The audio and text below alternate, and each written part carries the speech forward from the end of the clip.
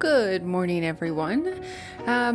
It's Sunday, May 3rd, really over the cold. We've had some really nice days in between freezing, and those days are gone for a little bit. So it's really unfortunate. It's making me extra tired. I'm tired anyhow. Now I'm extra tired. It's been a busy month and a half, essentially. But it is, like I said, it's Sunday. This past Friday was the last day of the spring semester. So my clinicals are finished. I'm waiting on grades, which we'll talk about that. And I'm waiting to see my summer classes open. I've got Buddy here keeping me company. All right, so let's throw a little makeup on so I can be efficient in other things I do later today. Makeup might help. Where to start? So I guess let's start with clinicals. So I have been working on securing a summer clinical site for definitely the past month, I guess. That is, I've got one of my own that I found, and then I had a couple from my school. I don't know what was up with it, but my school sent me 2 sites to go interview with, and then they never followed back up with me. So I interviewed with that first site before I knew anything about the second site. And it was with a doctor. I think I talked about her already. She's a psychiatrist. She specializes in sleep medicine. She's like a fix the root of the problem type person. Very interested in seeing how she does what she does. So I was excited about that. That went well. She agreed to take me on for 150 hours because I still need child and adolescent hours. So great. Every single email I get from my school, they say, hey, you've got this interview. Make sure when you have it scheduled, email me so I know what's going on. Okay, I've got it scheduled. Here's the email. Okay, make sure once you do the interview, email me so I'm updated. Okay, so I email you. Nothing. I hear crickets. Until they say, hey, we found another site for you to interview with. This one's in Youngstown, which is like an hour east of me. Go ahead and set up an interview with them as well. They want an interview before they agree to anything. So I did. I reached out and I talked with like the manager, and he said, all right, let's go ahead and set up an interview. And it ended up being Zoom. So the first one was in person. The second one was Zoom. And I did that. I don't think I talked about that one. The second place I interviewed with was essentially family run. I believe it was a brother and sister. The brother was like the business side of things, non-clinical, and the sister is the PMHNP. So they both hopped on the call for that. Provider was a little late. It was her like administrative day, I guess, like day off, but catch things up type deal. So I was just on the phone with the business side of things for a minute, and he was trying to, it seemed like he was being very nice and trying to not waste my time. So he was like, well, while we're waiting on her, let's just go ahead and jump into the interview. Okay. So then he started asking me, tell me about your history. Tell me about where you've worked, what kind of experience you have. And I told him, and I was throwing around the fact that I had been in a PHP IOP setting recently. And then he kind of got this look on his face like, this is going to be useless if my sister doesn't hear this. PHP IOP either means nothing to him, or the fact that the provider's not here to get the information meant that I would just have to go over it again. So he said, you know what? Hold that thought. Let me call her. So he gave her a call, got her on the Zoom call then, and we started. I think I mentioned it, but the interview I had with the sleep medicine doctor, it was like 50 minutes long. We just kept talking, and what do you think about this? What if we did a setup like this? We can install Epic on your computer. You can start by observing. You can then take notes. 50 minutes later, we're finally wrapping things up. That's kind of what happened here too. It turned into a 40-minute conversation, which I was just not prepared for, I guess. But again, she started with, tell me about your experience. Where are you at in schooling? What have you seen? What are you comfortable with? And then it got a little bit more actual interviewee. So the interview with the sleep medicine doctor, it was more of a feel me out for how to proceed type deal. Like, is she professional? Will she come on time? What does her history look like? Does she think she can keep up with this? All right, let's go. But this one was more traditional in the sense that they started asking me clinical questions, or those like, tell me about a patient you've had where, I think this in particular was something along the lines of, tell me about a patient you had where you didn't agree with the treatment that they were getting. So I went ahead and I went through my story. That is That is stark when it first goes on. Look at that. That is quite the contrast. So I told her about a story where I thought maybe we could have taken some additional de-escalation steps for a patient. And instead we gave emergency medications like IM injections. And she kind of said, yeah, I have also worked in a state setting before, and I know what you're talking about. I've seen this. So I thought we were just communicating at this point. I thought we were just like nurse to nurse talking about jobs. Oh, you wouldn't believe how these situations happen sometimes. And she started telling me, yeah, this one time I had a patient and this was his upbringing. He just really didn't ever have any good coping skills, and he did this and he did that. And I'm like, oh, yeah, that sounds like a tough situation. And then I realized this was not just a conversation. This was leading into a clinical question. She was like, tell me why you think he acted the way he did, or what about his background makes you think that he responded to this situation the way he did. I'm like, oh, shoot. I wasn't paying full attention because I thought we were just vibing. I thought we were just talking about patients we've had. So I did hear enough of it. If I knew it was going to be a clinical question, I would have studied the words out of her mouth, and I didn't. But I heard enough to know or have an estimate of what was going on with that patient. So I did okay there. I did okay. But that's when I realized this is not a conversation. Not don't trust anything that comes out of her mouth next. Just be on guard with all of it. Focus on all of it. It's all going to be or might be a question. So then I was like, oh, shoot, this isn't just a conversation. We're not just chit-chatting about our jobs. This is an interview. Okay. And then she got to the point where she said, well, what kind of questions do you have for me? And I did have some questions because I already have a flexible PMHNP willing to give me across the lifespan hours, child and adolescent, all of that good stuff within 15 minutes of my house. It's wonderful. I also have a psychiatrist that does sleep medicine as well. Very cool, very niche. And she's about an hour from my house, And so now I'm interviewing with this third person that I don't know much about the business. I looked up some of it. She seems to be the only provider. So I was asking questions about the business. What kind of EHR do you use? Have you had a student before? How many patients do you typically see a day? And that's how we got into this 40-minute conversation, because as I asked questions, she seemed to have more questions for me then. She said, oh, well, how do you feel with this patient population? We see a lot of personality disorders. What do you think about personality disorders? Are you comfortable with that?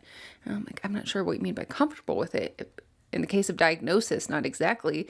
That's something you have to see over time, and that's not something I've had the opportunity to really follow in progression, but I've worked with plenty of personality disorder patients in the inpatient setting and throughout my clinicals, and I'm not sure, I'm so curious what she means by they see a lot of personality disorder patients. Do you advertise that? Do they find you? Do they get referred to you? Which personality disorders? I should have asked that question. I guess I assumed borderline because that's what I see in the acute patients, but there are plenty of other ones. Which ones are you seeing? And then she did tell me about a YouTube channel, which I had heard of after I looked her up. The name didn't ring any bells at first, but then it came to me. I have it written down somewhere, but I don't have it offhand. But it's a clinical psychologist that has a YouTube channel. I think she was interviewed on like Mel Robbins before. She was like, check out this YouTube channel, watch her videos before you start with me. We will take you on. I told her that we could do like approximately 50 hours, 40 to 60 hours, because I do have some set in stone already. So this would be like supplemental, just seeing how your program works, what your patients look like. So she said, check out this channel before we get going so you can kind of get a better idea about personality disorders. So after we were done, I looked it up and I'm like, oh, this person. Yeah. So I know for sure I had seen her make videos about people with narcissistic personality disorder. And then I scrolled all the way back to the beginning of her channel and I see how to tell if your boyfriend's a narcissist. Next video, 10 traits of narcissistic personality disorder. Next video, how to deal with the narcissist in your life. Every single video is about narcissist. So is that what she sees? Does she just see narcissism? Narcissistic personality disorder? I have no idea. I wish I knew now. But frankly, honestly, from what I can see, she does not look like the leading expert on personality disorders. She looks a little clickbaity about narcissism. Her stuff is very much from the therapeutic lens of protect yourself, make sure you create boundaries, make sure you do this, versus like DSM, this is what we might see, this is why we might see it, this is how it develops. So I didn't think that was a very good recommendation, but I don't know. Who am I? I don't know much about personality disorders yet, I suppose. So maybe I'll look back and realize, wow, that was a good resource. So anyhow, we finished up at 40 minutes later, a lot of clinical questions later, a little bit like, oh my gosh, I wasn't ready for this. I'm getting hot. I'm in my office. I didn't think I'd be sitting here in this stagnant air for so long. And she said, okay, we'll reach out to your school. We'll start the process and we can definitely take you for that time frame. So then I reached back out to my school again. I said, hey, I interviewed with this site in Youngstown. They said they would also be willing to take me on for like 50 hours. So at this point I have 3 agreeable preceptors. Huge difference into how I started last semester or this most recent semester. All right, this is as good as it's going to get. I literally forget where I was. Oh, anyhow, I emailed my school. I said, hey, got this interview out of the way. Let me know what's going on with the paperwork and everything. Nothing. I had not heard back from this coordinator for probably like 3 weeks. And in those 3 weeks, I had the 2 interviews and the setup with my PMHNP that I had reached out to. Crickets. And it's like coming up on the end of the semester. I need to get things done. The doctor I was with had mentioned wanting an additional drug screen. So I had started ordering that and I just crickets. And during these crickets, I had been checking my grades fanatically because in one class, so in the class that's associated with clinicals, they still make you do like discussion posts and case studies and different assignments. So you still have to do things in the clinical class. So in the first half of that class, we waited and waited to get grades back until finally the director of the program graded like the first half of everything. And then we got one assignment graded by the instructor who's supposed to be in charge of this class. And then since that one assignment, which was over 6 weeks ago, over a month and a half ago, nothing has been graded since then. Nothing. And that includes a very big project, a large project, the clinical reasoning presentation. It's a Zoom recorded presentation where I have to make a PowerPoint and talk about a patient presentation. I did PTSD with associated sleep disturbance and went through that. That is 150 points, graded at 40%. So that's significant. Everything else in that category is out of 10 points. So in my case study, I got 10 out of 10 points. Great. I have another case study that's ungraded. And then I have this clinical reasoning presentation, also ungraded, out of 150 points. Everything weighted, again, at 40%. And then we have another category for SOAP notes. And SOAP note 1 was graded by the director, 30 out of 30, weighted at 40%. Wonderful. SOAP note 2, this is the only thing that was graded by this instructor, 29 out of 30, and she said, well put together SOAP note, but no references cited, which it's not directly in the rubric, and 90% of what is in it, it is what I see from the patient during an interview, but I guess I was supposed to support my decision-making, like medications and stuff. So I guess I'll take the 1 point off. And then discussion posts. We've got discussions 2 through 14. So 2 through 9 are graded. Those were graded by the director of the program. 10 through 14, nothing. Not graded, not touched. The semester ended on Friday. It's now Sunday. The summer semester starts tomorrow. And grades need to be in by the 5th. I accidentally, maybe, I don't know, got an email that was addressed to the faculty saying, hey, faculty, final grades for spring term are due Tuesday, May 5th. Yeah, Tuesday, May 5th by 1 p.m. If grades are not entered, our office will assign the grade of NG, no grade. After that point, the online application for grade change will have to be filled out for every student in the class. Please ensure that no student grades are left blank. Any missing grades will not be accepted, and you must submit an application for grade change. Now, again, that's addressed to the faculty, so it sounds like that's a them problem. But it could turn into a me problem because I would just like my freaking grades. Also, how do I know that I'm passing? I'm sure I am. How do I know that I'm passing if I don't have like half of my grades in? So I've been trying to just let that go. just been trying to let it be. It's not my problem. All of my stuff's entered, but either way, it is hanging over my head. So there's that class.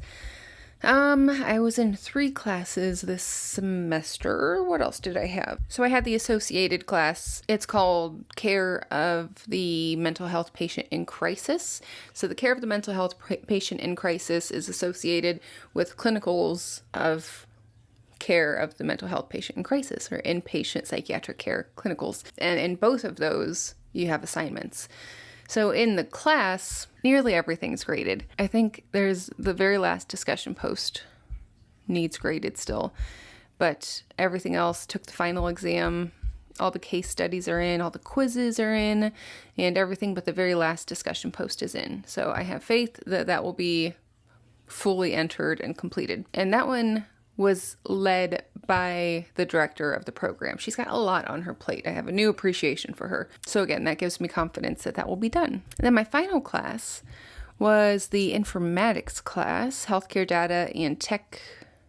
tech and data management. And we've got 1 discussion post left that needs to be graded, and then the big 10-page paper needs to be graded. I have been waiting to get a grade on this 10-page paper. I hate writing papers, so I am always very anxious to get my grade back. And as of right now, still not back, which is fine. They have a couple days, but I would just love to see it. I'm just being a little impatient, I guess. So that's where we're at with the classes as a wrap up for the spring semester. Clinicals. I had to work out all of my clinicals. And by work out all of my clinicals, I mean I've been doing clinical hours Monday through Thursday for the last month and a half, because that's when I finally got approval to do my hours with this particular preceptor well into like 3/4 into the semester, which gives me hope for the summer semester because we are starting way earlier. But by the time I finally got my approval, I had to work nearly every single shift with her. Like I said, Monday through Thursday for a month and a half, plus try and squeeze in an ICU shift here and there. I'm exhausted. I'm so tired. I haven't been sleeping well.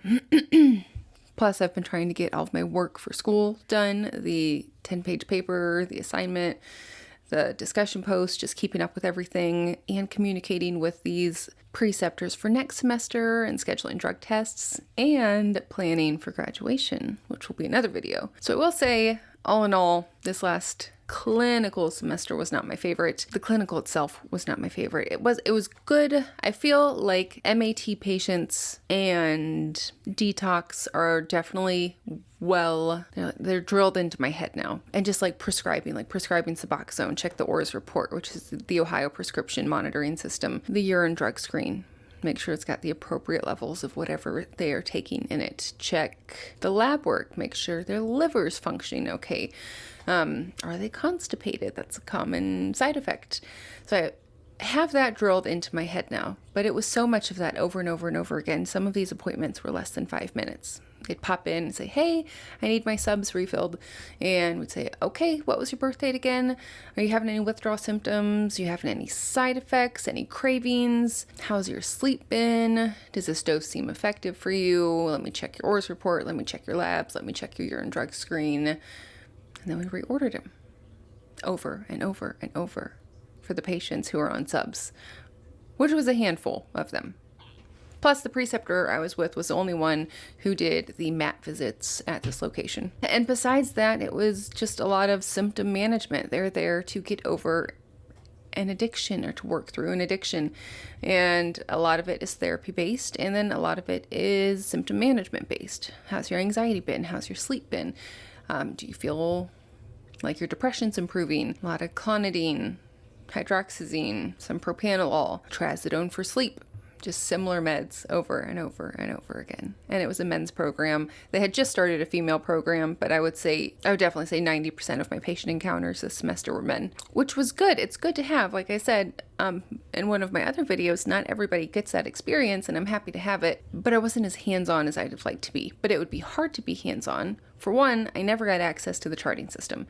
So at no point could I look anything up on these patients. I couldn't see their medical history, their past psychiatric history, their full list of medications, not just what we were refilling, allergies, reactions. I had none of that in front of me. I can't check an ORS report yet because I think you need a DEA. I think you need a DEA number to check an ORS report, so I don't think I'll have access to that until I have graduated and gotten established with all of my numbers and credentials and all of that. And the labs, of course, I don't have access to the labs. I don't have access to the charting system, so why would I have that? So I literally can't check it. So I can ask the questions, but that's basically a parrot could ask the questions after you see them over and over and over again. You're having cravings, you're having withdrawal symptoms. And as I ask these questions, I would still have to wait for the actual provider to look up everything we needed to know.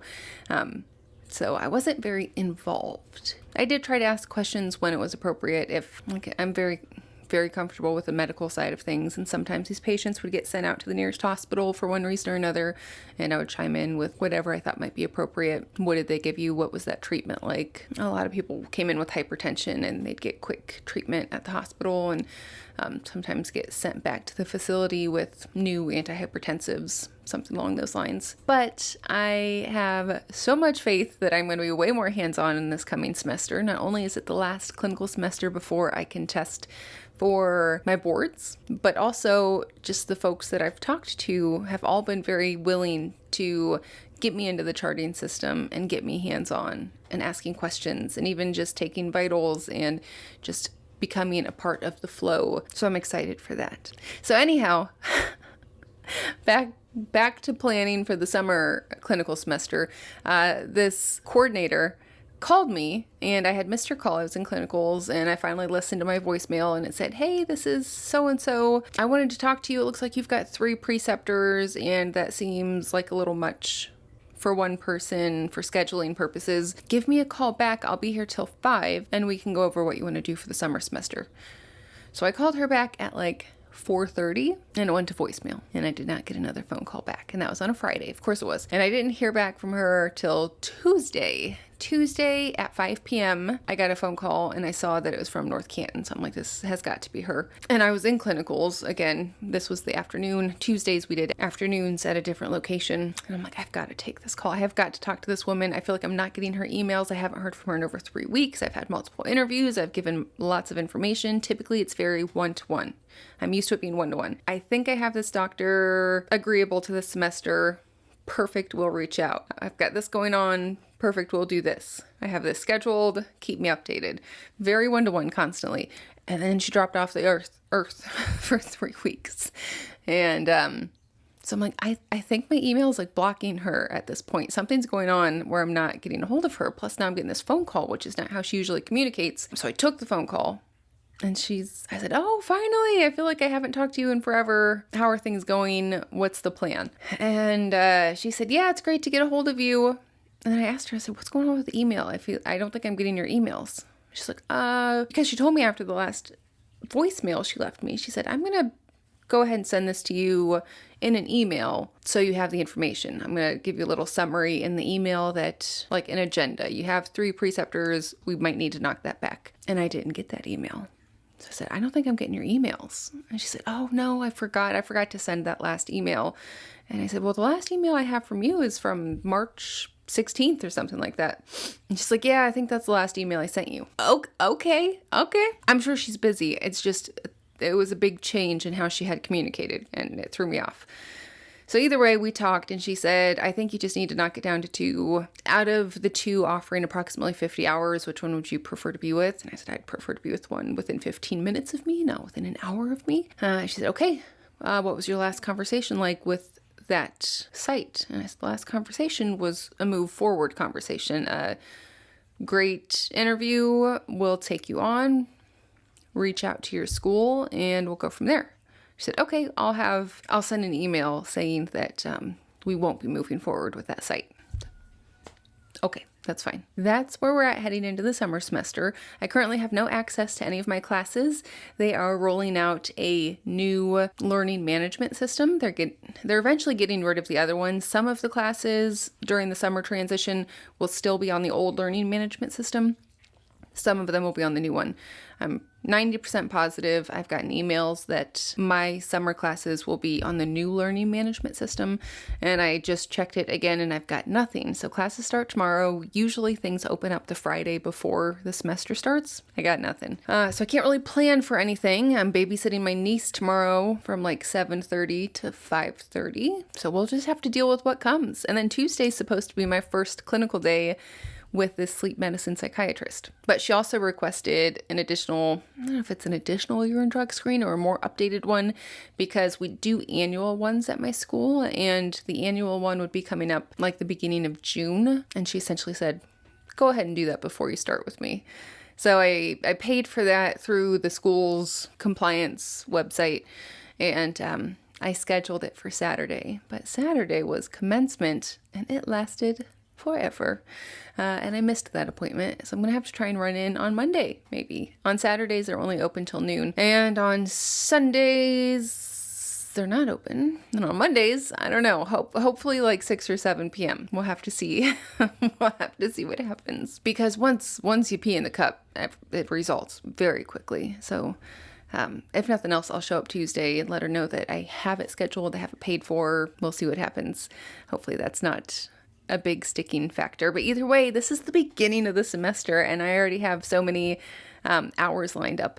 So I'm just thrilled. I'm thrilled that things might be on track, that I have a little bit of control over how my time will progress. And my test is coming up and it is study time. It's go time because I would like to test as soon as possible. That's probably enough rambling for this video. I will make another one because it has been too long. Thanks for hanging out with me and getting ready with me, and I'll see you in the next video. Bye.